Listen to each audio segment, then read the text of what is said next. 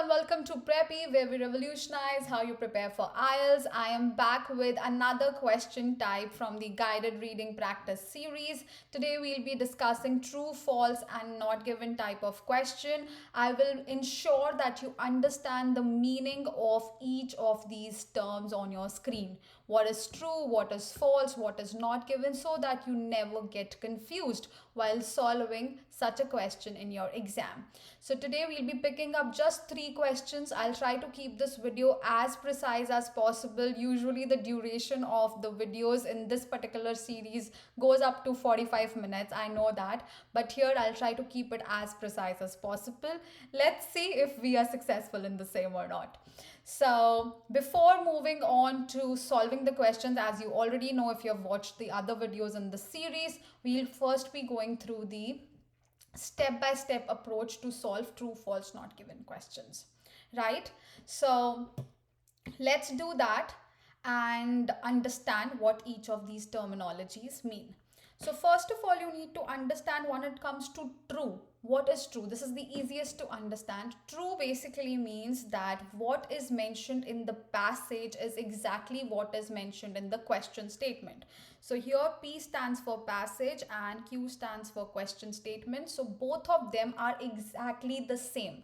If the question statement is saying that my name is Sanjita, the passage is also saying that my name is Sanjita. It's exactly the same. It's probably paraphrased. So for example, it could be, the question statement could be that the name of the writer is Sanjita, and in the passage you could say that the writer has written my name is Sanjita, right? So I know it's a very simple and stupid example, but that's how it is. Okay, next is what is false. False is when what the passage is saying is exactly the opposite of what the question statement is saying. So it is not at all same. It is contradicting. So when both of these things are contradicting each other, passage is saying something else and the question is saying something else, in that case it's a false, right? And what is not given? Not given is when you cannot find the information. The information in the passage is missing. So information is missing. You cannot find the information in the passage.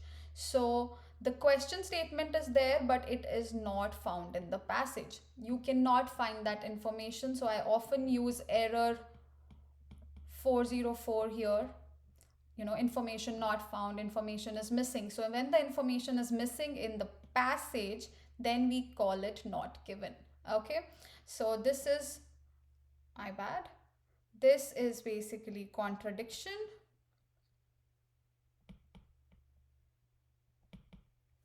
This is that it matches, it's exactly the same as the question. So it's P equals Q. This is P is not equal to Q, and here there is error 404, right? So that's about it. I hope it makes it clear to you what is the meaning of each of these words. So please keep this thing in mind. When it matches completely, it's true. When it is the opposite, contradicts, then it is false. And not given is when you cannot find the information mentioned in your question anywhere in the passage. Let's go through the step-by-step approach now. So as usual, you have to first read the heading of the passage. So you have to read the heading carefully so that you understand what could be the content of the passage. You can predict it. Then you have to read the instructions carefully, and this particular point goes for all your questions, right? Be it MCQ, match the following, match the headings, fill in the blanks, any sort of question, this is something you have to do. Then you have to underline the keywords in the question and think about the synonyms.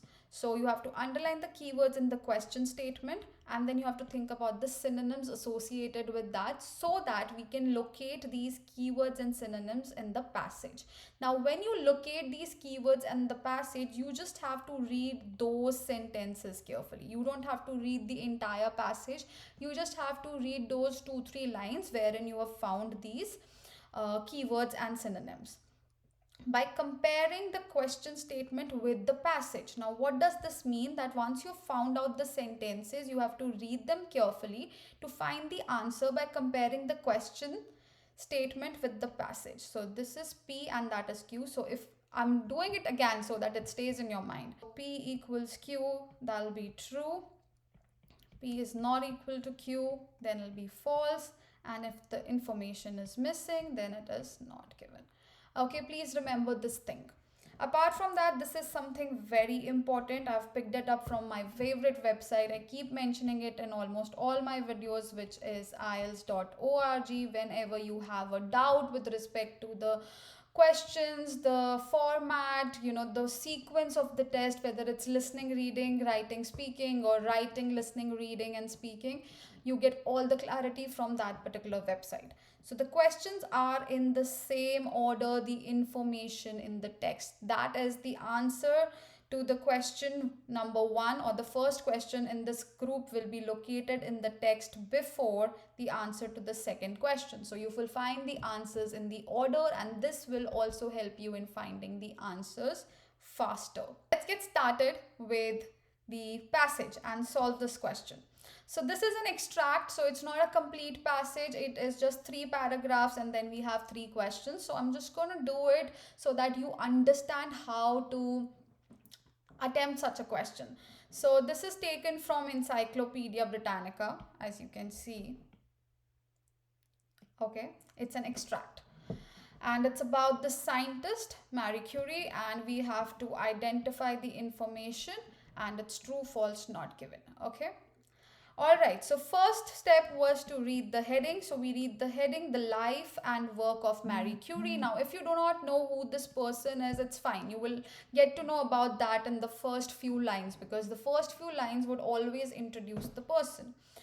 Then we had to read the instructions. So let's go to the question and read the instructions. Do the following statements agree with the information given in the passage? So statements refer to Q and information refers to P. Okay. So here true stands for the statement agrees the information. So statement is Q, agrees to the passage. Then statement contradicts the information. Statement contradicts the information and there is no information. So it's a question mark. So these the 3 words, and the meaning of these 3 words should be very clear in your mind to get these questions right. Otherwise, you will not be able to answer these questions correctly. So let's read the question statements and underline the keywords. Once we have underlined the keywords, we would think about the synonyms of those keywords and then move ahead. Marie Curie's husband was a joint winner of both Marie's Nobel Prizes. Now here, husband is a keyword, then joint winner. Joint means they won both the prizes. There were 2 prizes and both of them were won together. Joint winners basically means both of them were won together. So we have to check whether that is true or not, and we have to locate the sentences where they're talking about her husband. Mary became interested in science when she was a child. So we have to locate for a paragraph where they're talking about her as a child and whether she was interested in science or not. So locate the word science, because science will remain as it is. They will not use a synonym or paraphrase science. Next is Mary was able to attend the Sorbonne because of her sister's financial contribution. So we have to look for sister and whatever financial contribution she did towards Mary. Now, even if you don't know the meaning of this word or the pronunciation, it's fine. It's the name of a university or a place, right? So that could be predicted. Let's quickly go through this. Now, keywords are brother, childhood, and sister. So I always recommend to read the first paragraph at least, so that it gives you some clarity about what the passage is about. So even if you can find the answer directly, I mean, if you scan through this, you can immediately locate husband here and you can ignore the first 2 lines and start reading from here, and mark the first answer. But I would still recommend that just to have a fair enough idea, you go through the first few sentences as well. So Marie Curie is probably the most famous woman scientist. So in case if you hadn't heard of her before, though she's very very famous, if you haven't heard of this name before, then you would know who she is. Okay, in blah blah blah in Poland and so year. Now I don't read such information unless it's really really necessary. I would not read the name of a person or the place or the year unless I know that the question is going to ask me for that. The question here, all of these three questions are not about any years. It is also not about any names. Yes, husband is there, but that does not mean that we need to know the name of the husband, right? She is famous for her work in radioactivity and won the Nobel Prize twice. She won it twice. Now with her husband, so and so, and this person, she was awarded in 1903 Nobel Prize for Physics and was then sole winner in so and so year for chemistry. She was the first woman to win the Nobel Prize. Now what do we understand from here? She won this prize twice. We can see it here. Once with her husband and the other time she was the sole winner. Sole, if you do not know the meaning, it's the only winner. So this is pretty clear that she was the only winner once, and once she was the joint winner with her husband. The answer is very simple. It's false, because the passage is saying something and the question is saying something else. The passage is saying that he was the joint winner of the first award, and the second award she won was alone. She was the sole winner. Now that's pretty clear. Next one is interested in science. So as you know, it goes in the order. So if the answer to question number 1, or let's say question number 8 is here, the answer to question number 9 will be below that. And as you can see from the very beginning, they're talking about childhood. So we'll find the answer in these lines. She was remarkable for her memory. Even if you don't understand the word, it's fine. You can ignore it. The reason why I'm ignoring it right now during the session is that I want you guys to understand that even if you cannot pronounce a word, if you have not seen that word or heard that word before, if you do not know the meaning of that word, or the spellings of those words, it's completely fine. 99% of the time you can still get all 40 questions right if you do not know the meaning of one or two words in every passage. Trust me over it. And at the age of 16, won a gold medal on completion of her secondary education because of her father lost his savings through bad investment. She then had to take work as a teacher. From her earnings, she was able to finance her sister. So now we see sister also here. So that is our third question. Medical studies in Paris. So she sponsored or she financed her studies in Paris on the understanding that Bronia would in turn later help her to get her education. So far we are talking about childhood, but is anything related to science mentioned here? Nothing related to science is mentioned, but for now we'll ignore it and we'll go through the next part. So we see that here the sister is being spoken about. So this could be the answer to question number 10. Let's read here. In 1891, this promise was fulfilled and Mary went to Paris and began to study in the University of Paris. Again, if you don't know the meaning of this word or know the pronunciation, you can ignore it. Okay. Everybody does not know the pronunciation of all the words or the meaning of all the words, and here in fact in the bracket it's clearly mentioned it's the University of Paris. So you do not have to think a lot or stress a lot about this particular word. So what do we understand from this? Mary went to Paris and began to study, and this promise was fulfilled. What is the promise? That later her sister will help her out in her education. So the answer of this question is true. Initially Mary helped her, and later Bornia, I guess that was her name, the sister helped Mary, right? So that is the thing. I'm sorry for that. And then we go back. Now if we know the answer to the 10th question is here, we do not have to read this part. We can simply go back, read these lines again to see whether the answer to the second question, which is that she was interested in science, is mentioned anywhere.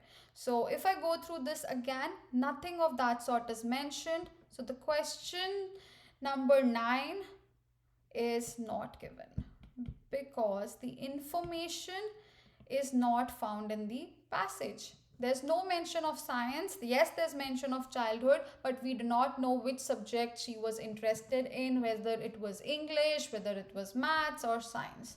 So that's how you come to the conclusion, and this is how the order part helps you, right? This order thing helped you in locating the answer to the second question, right? If the answer to the eighth question is here and the 10th question is here, the answer to the ninth question would be in these lines. And that is what we did in this particular question. So even though we were not very sure in the beginning what the answer would be for ninth, but as soon as we found the answer to 10th, we would go back, read these lines carefully and locate the answer. So there are two, three learnings from today's class. Number one, I hope you have gotten the clarity as to what all of these three words mean: true, false, not given. I've simplified it. I've in fact used mathematical equations to help you out. So P equals Q is true, P is not equal to Q is false, and if it's a question mark, you're not able to find the information, then it's not given. That's the first learning. The second learning is that even if you do not know the pronunciation or meaning of certain words, you've not seen those words before, it's fine. You can still understand the context and move on, right? Number three is that if you're not sure about the answer to a certain question, you can still find it with the help of the order.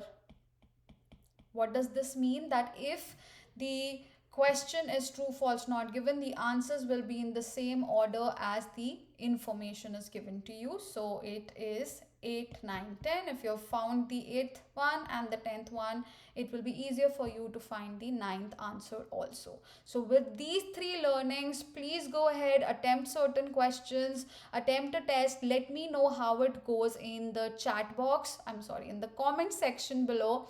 And yes, a lot of times you guys tell me that these questions are really easy, and when I do it with you, when I solve it with you or other YouTubers, then I'm able to get the right answer. Trust me, this is why it's called guided reading practice. Here, when I am doing it, you're reading with me and you're concentrating. When you're doing it at home, you have to listen to your own voice. You have to go through what you're saying, okay? You will not be hearing my voice there. So be very comfortable with reading on your own and being very attentive and listening to your own self. So yeah, that's pretty much from my end. I hope this was less than 20 minutes. Let's see after editing how long this video goes for. Thank you so much. Please hit the like button if you understood the concepts in this video. Share it with your friends and help them with their IELTS journey. And if you're interested in learning from us, from Prep Eve, please go to the description box and call or WhatsApp on the numbers given there, and we'll be there to help you out. Thank you so much. Have a wonderful day. I'll be back with another video soon.